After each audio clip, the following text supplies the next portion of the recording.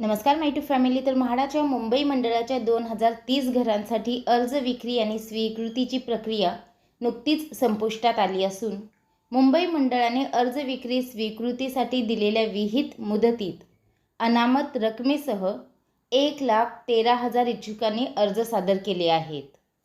प्राप्त अर्जाची मुंबई मंडळाने छाननी पूर्ण केली असून गुरुवार 26 सप्टेंबर म्हणजेच आज 26 सप्टेंबर सायंकाळी 6 वाजता पात्र अर्जदारांची प्रारूप यादी मुंबई मंडळ म्हाडाच्या अधिकृत संकेतस्थळावर जाहीर करणार आहे. मुंबईतील गोरेगाव, बोरिवली, जुहू, पवई, विक्रोळी, ताडदेव, दादर, वरळी, वडाळा आदी ठिकाणच्या 2030 घरांसाठी 9 ऑगस्टपासून सोडतपूर्व प्रक्रिया सुरू करण्यात आली होती.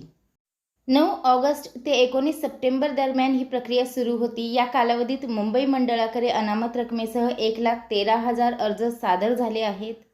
या अर्जाची छाननी करण्यात आली असून छाननीत पात्र अपात्र ठरणाऱ्या अर्जदारांची यादी आज संध्याकाळी 6 वाजता म्हाडाच्या अधिकृत संकेतस्थळावर प्रसिद्ध करण्यात येणार असल्याची माहिती मुंबई मंडळातील वरिष्ठ अधिकाऱ्यांनी दिली.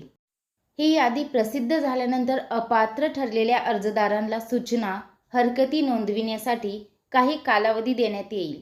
या कालावधीत अर्जातील त्रुटी दूर करणाऱ्या आणि आवश्यक त्या कागदपत्रांची पूर्तता करणाऱ्या अर्जदारांची नव्याने पात्रता तपासत एकूण पात्र अर्जदाराची अंतिम यादी प्रसिद्ध केली जाईल.